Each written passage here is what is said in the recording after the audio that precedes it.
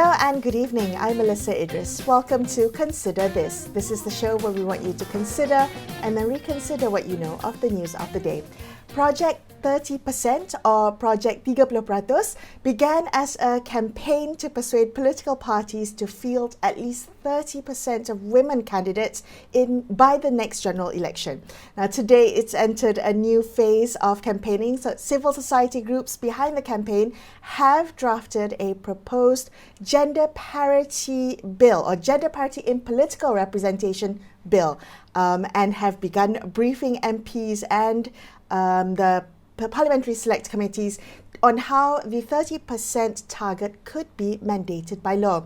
Joining us on the show today to tell us more about it is Ayesha Sofia Faiz, who is the program officer at Empower, which is one of the civil society groups driving Projek 30%. Ayesha, thank you so much for being on the show with me today. So let's talk about this Gender Parity in Political Representation Act.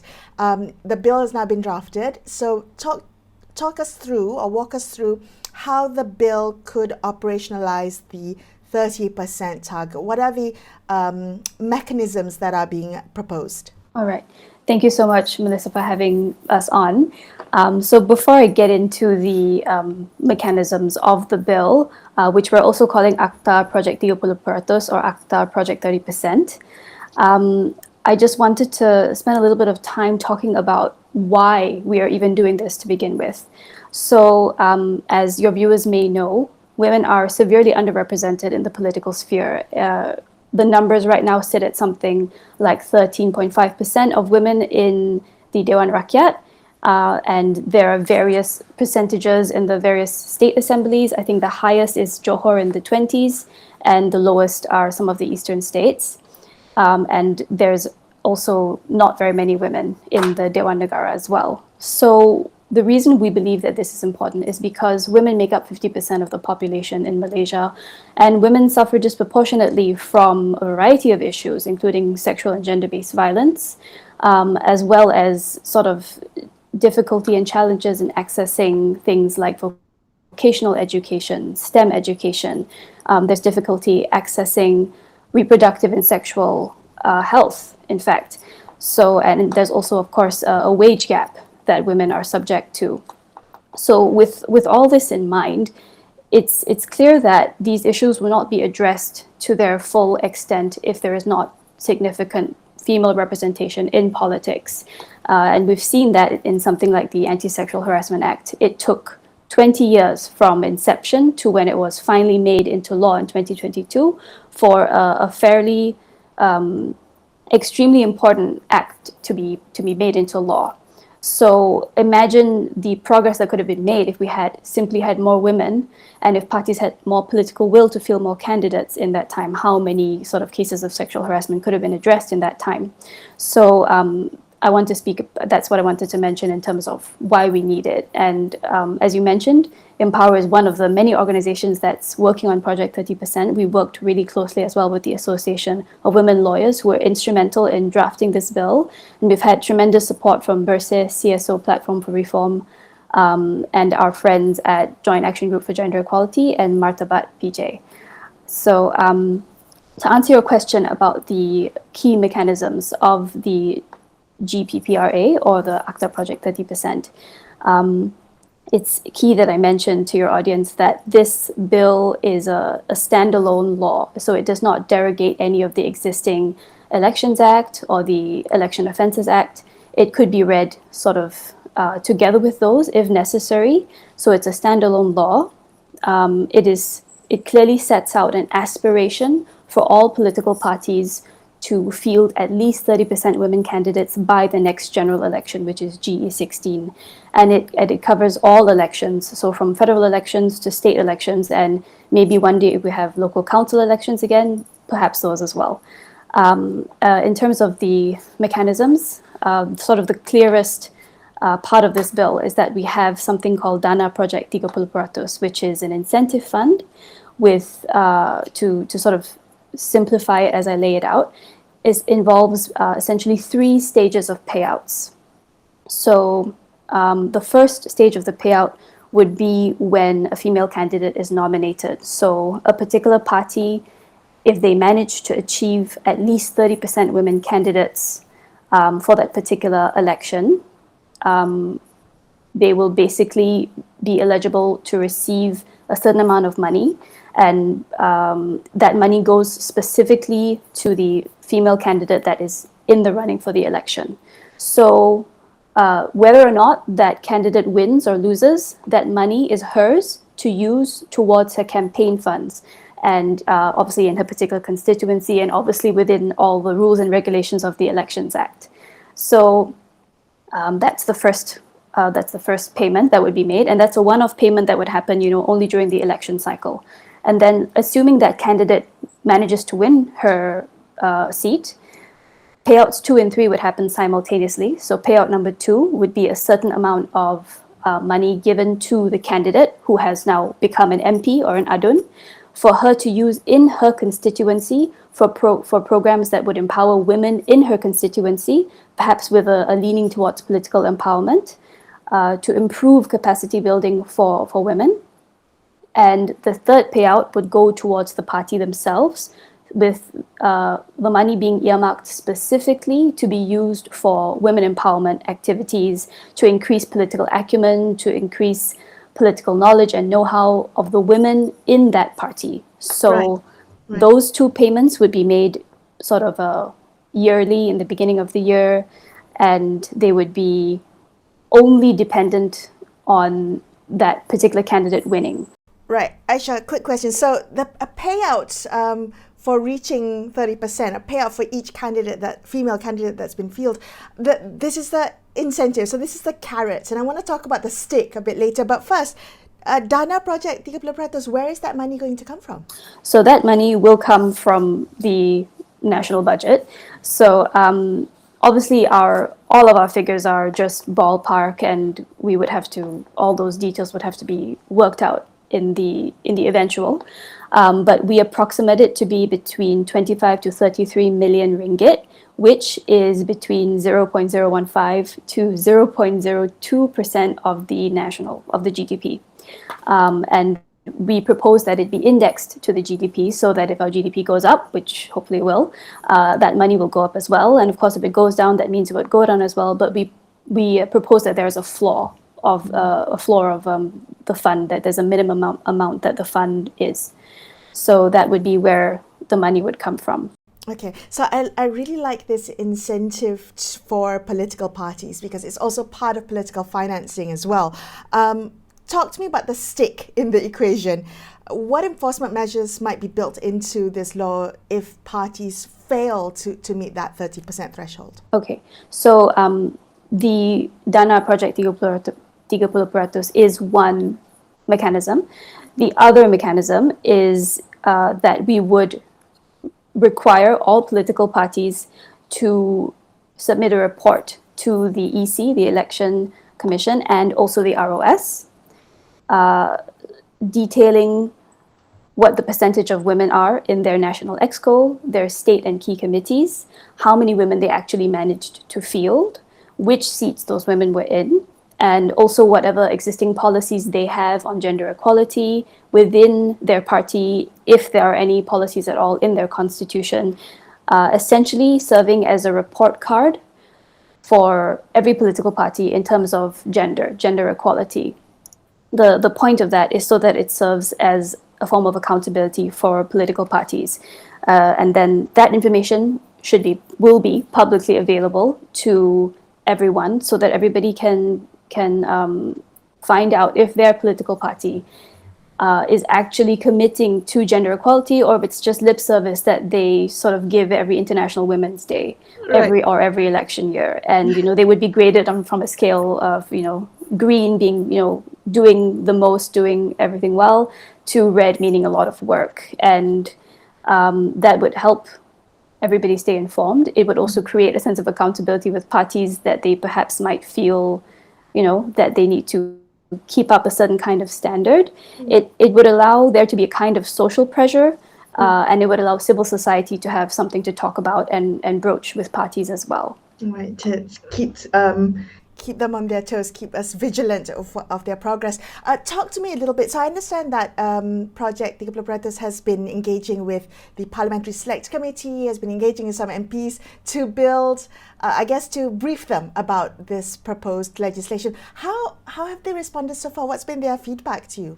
They have been extremely gracious and generous in inviting us to have many consultations with them. I think we've had somewhere around 4, in which we sort of presented our ideas, we presented our memorandum, and we went back and forth with them on how we could improve it. They gave us a lot of valuable feedback. And one of the key things that came out of our meetings with them was that there was a little bit of concern with having a sort of stronger stick component in the bill. So while the report card aspect of it, the reporting aspect, is there for the political parties to be accountable, there was a little bit of concern with having sanctions, just because we didn't want there to be sort of too much controlling of where political parties get to put their candidates. So the PSSC has been extremely candid with us. They've been extremely helpful, and they actually did help us secure a town hall with quite a number of parliamentarians that we had, and we were able to present it again and get a wider audience and get a wider buy-in from the MPs. Right. Do you think that this will go down well with the public? So is it about getting buy-in from politicians and from political parties, or is it also about getting public buy-in? How do you think the public will respond to it? I think that when it comes down to it, I feel confident that the public will be interested in this, because having this bill actually become a law is something that will be good for all of society. And I think that there has been a lot of, not a lot, but there has been some sort of pushback when we speak to people about it, about asking why the need for a quota.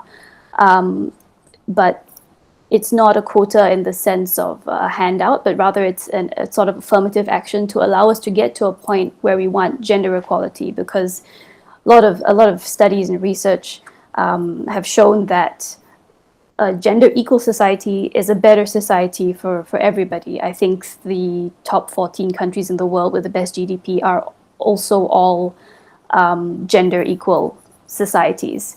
So both getting buy-in from both our political figures, from our MPs, from our lawmakers is extremely important, but we also want that buy-in from the public, and I'm sure that they will be supportive when it comes to it. We hope. So I think we're in the kind of final leg for GE16. So we're in the lead up now. I would characterize 2026 as the lead up to GE16. Is the idea to get the bill passed before the next general elections, or is this really more of a long game? So talk to me about what happens next for Projek 30% for GE16 and beyond. All right. So we are keeping our eyes on the prize, which is GE16. The foundation of our bill is that we have all political parties fielding at least 30% candidates by GE16. So our aim is to get this sort of under the wire by the next general election, or just before.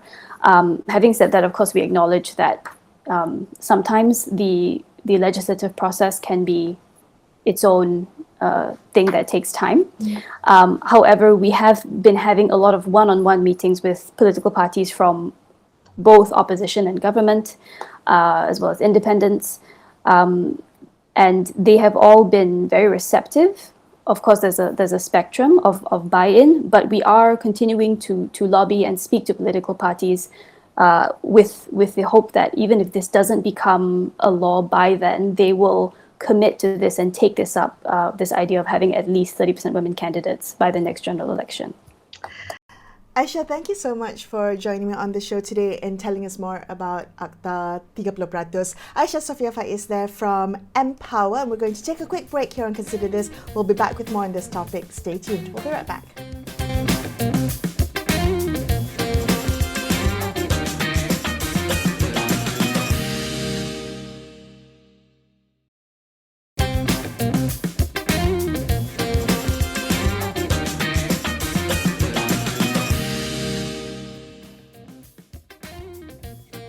Hi, welcome back to Consider This. I'm Melisa Idris. Let's continue our discussion about the proposed Gender Parity in Political Representation Bill, which has been drafted by the NGOs behind Projek 30%. This is a law that would require political parties to field at least 30% women candidates in elections. So joining me now on the show is Anfaal Saari, who is the Selangor State EXCO for Women Development and Social Welfare. She's also the Deputy Chief of Angkatan Wanita AMANAH Negara, which is the women's wing for Parti AMANAH. YB Anfaal, thank you so much for joining me on the show today. So Projek 30% is drafting this proposed legislation to mandate 30% political candidacy in elections. Talk to me a little bit about how you see this as an ADUN and as the Deputy Women Head for AMANAH Women. How do you see this? How disruptive might this be if we were to legally mandate 30% women candidates? What are your thoughts? Okay, thank you, Melissa. I think it is something extraordinary when it's an NGO who drafting a bill rather than from a politician or from the Dewan. So to me, if it's disruptive, yes, but disruption does not necessarily mean something negative. So, and the discussion on a 30% target for women in leadership and decision making is not new. It has existed since the early 1990s from Malaysia ratified CEDAW in 1995 and Beijing platform.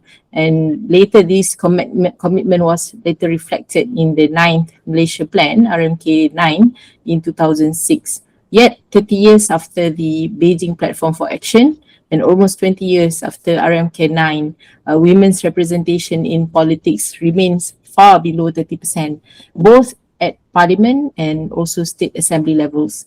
And this tells us something important, that targets and advocacy alone have not been sufficient.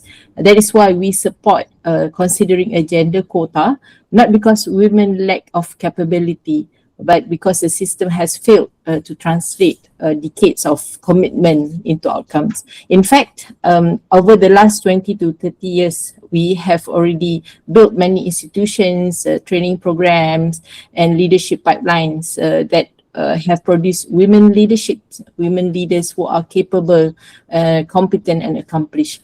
But the issue today is not about readiness, but it is about access. And this is why a top-down structural approach is now necessary, alongside continued bottom-up efforts to strengthen visibility, skills, and grassroots engagement. This structural reform reopens the door where we would like to talk more about capacity building, which ensure women can walk through it and lead effectively. Right. So I understand that there's been this target for that threshold of 30% for a long time. However, now NGOs are pushing for this to be legally mandated. And I'm just wondering, as a lawmaker yourself, where do you anticipate the strongest pushback to come from for pushing through a bill like this? Do you think it's feasible? Do you think that this type of legislation that legally mandates 30% women candidates, do you think that could pass in Parliament? Yeah, I think the strongest pushback may come from the grassroots level, particularly from the individuals who have spent years preparing for candidacy, mostly men, where they do serving communities, building local networks, and earning their place within the party structure. But when we talk about quota, this means that we have to lessen or reduce number of candidacy among the men, and that concern is understandable. So the grassroots work involves real sacrifice, and any structural reform can feel like it disrupts a pathway people have worked hard to build. And at the same time, we must also be honest that women need to step up. I think in order to give women that access, it requires to build strong grassroots presence as well. So gender parity is not about bypassing all the groundwork. Women must go hand in hand with community engagement and services. What will persuade lawmakers and party leaders is a balanced approach. I think first is the assurance that grassroots service and merit will continue to matter. And second, a phased and predictable implementation, not a sudden shock. And the third one is a parallel investment in developing women leaders at the local level. Another pushback is male politicians. And having said that, we have to see it is very crucial to get support from the seasoned male politicians. So what are required from them? Those who are already hold influential positions must be willing to open space, being a mentor and actively advocate for competent women leaders. Without this allyship, structural reform alone will not succeed.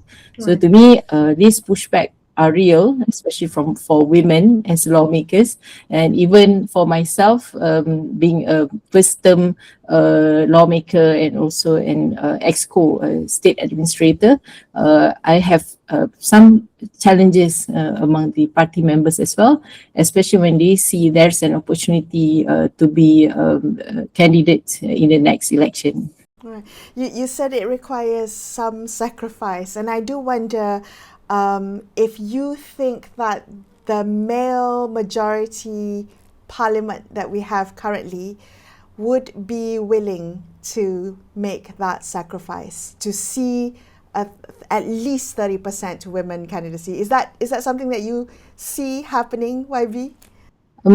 I could say I'm quite happy, although it's not yet to meet this expectation from our party, AMANAH, Negara. For instance, for this upcoming councillors for local council, we began, our chairman for AMANAH Negeri Selangor, that will be Dato' Izham, began with we must set this precedent of 30% women being given first, then only the balance for the men. So I think we must get to advocate a male alliance for them to understand and get buy-ins. So this sacrifice must begin with those top leaders, male politicians who understand.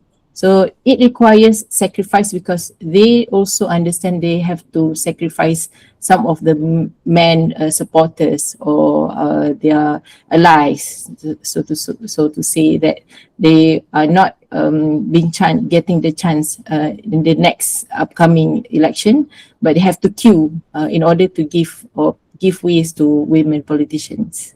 Right. Selangor State Assembly has 16% women representation currently.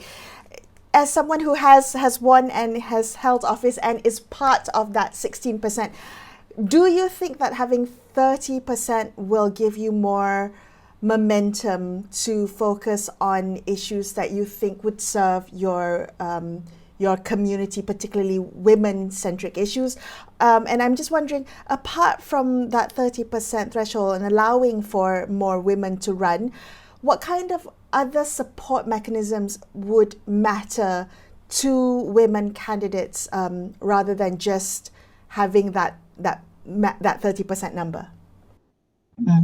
I think number matters because they open the door, so that this is supported by evidence that 30% is a threshold that it will normalize, that people see leadership based on merits rather than gender based.